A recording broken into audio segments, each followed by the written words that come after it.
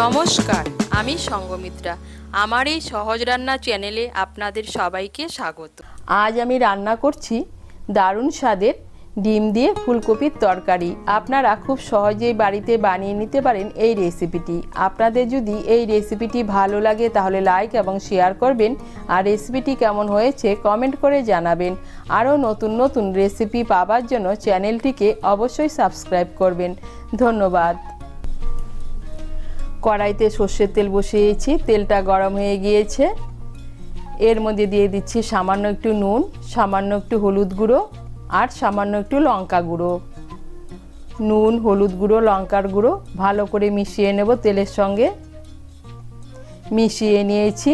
এখন এই তেলের মধ্যে আমি প্রথমেই ডিমগুলো ভেজে নেব। এখানে আমি 4টে ডিম নিয়েছি। ডিমগুলোকে হালকা করে একটু চিড়ে নিয়েছি। এখন ডিমগুলোকে লাল করে ভেজে নেব।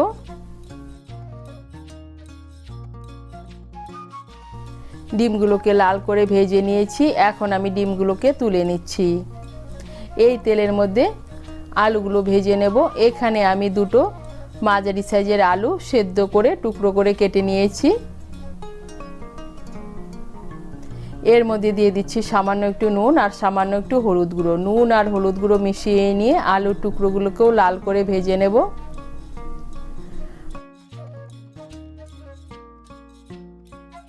আলুর টুকরোগুলোকে লাল করে ভেজে নিয়েছি। এখন আমি তুলে নিচ্ছি।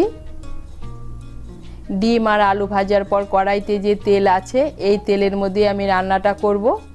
এর মধ্যে দিয়ে দিচ্ছি একটা তেজপাতা, 2টো শুকনো লঙ্কা আর হাফ টিস্পুন গোটা জিরে। ফোড়নটা দিয়ে একটু নাড়াচাড়া করে নিয়ে এর মধ্যে দিয়ে দিচ্ছি একটা বড় সাইজের পেঁয়াজ কুচি।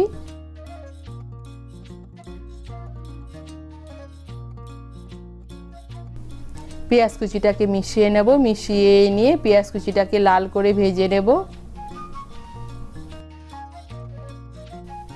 পেঁয়াজ কুচিটাকে লাল করে ভেজে নিয়েছি। এখন এর মধ্যে দিয়ে দিচ্ছি 4টে কাঁচা লঙ্কা বাটা, 1 চামচ আদা বাটা, 1 চামচ রসুন বাটা।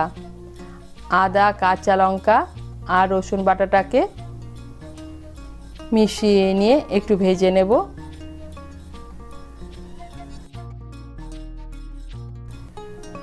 আদা, রসুন আর কাঁচা লঙ্কা বাটাটাকে মিশিয়ে নিয়ে ভেজে নিয়েছি। এখন এর মধ্যে দিয়ে দিচ্ছি একটা মাঝারি সাইজের টমেটো কুচি। টমেটো কুচিটাকে মিশিয়ে নেব। মিশিয়ে নিয়েছি। এখন এর মধ্যে দিয়ে দিচ্ছি হাফ টিস্পুন হলুদ গুঁড়ো, 1 টিস্পুন ধনে গুঁড়ো, 1 টিস্পুন জিরে গুঁড়ো, 1 টিস্পুন কাশ্মীরি লঙ্কার গুঁড়ো, আর দিয়ে দিচ্ছি স্বাদ মতো নুন। দিয়ে দিচ্ছি সামান্য একটু জল। সমস্ত মশলা ভালো করে মিশিয়ে নেব।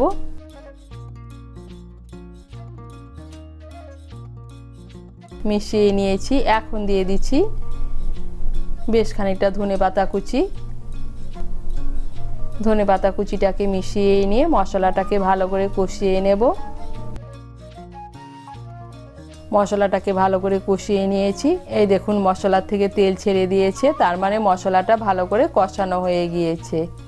এখন এর মধ্যে দিয়ে দিচ্ছি ভেজে রাখা আলু আর ফুলকপি। ফুলকপিটাকে আগেই আমি সামান্য একটু নুন আর সামান্য একটু হলুদ গুঁড়ো দিয়ে ভেজে রেখে দিয়েছিলাম। দিয়ে দিচ্ছি মশলার বাটিটা ধুয়ে সামান্য একটু জল। জলটা মিশিয়ে নিয়ে আলু আর ফুলকপিটাকে মশলার সঙ্গে ভালো করে কষিয়ে নেব।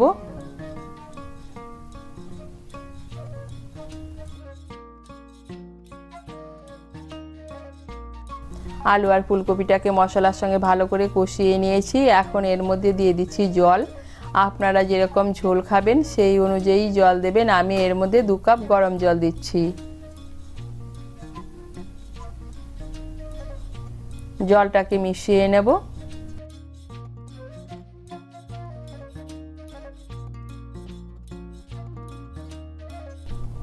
জলটাকে মিশিয়ে নিয়েছি।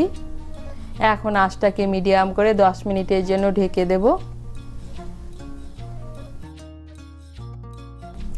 আঁচটাকে মিডিয়াম করে 10 মিনিটের জন্য ঢেকে দিয়েছিলাম। এখন এর মধ্যে দিয়ে দিচ্ছি ভেজে রাখা ডিম।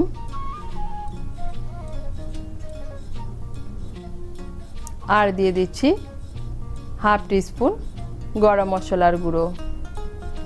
ডিম আর গরম মশলা গুঁড়ো মিশিয়ে নেব। মিশিয়ে নিয়ে আঁচটাকে বাড়িয়ে আরও 2-3 মিনিট রান্না করে নেব।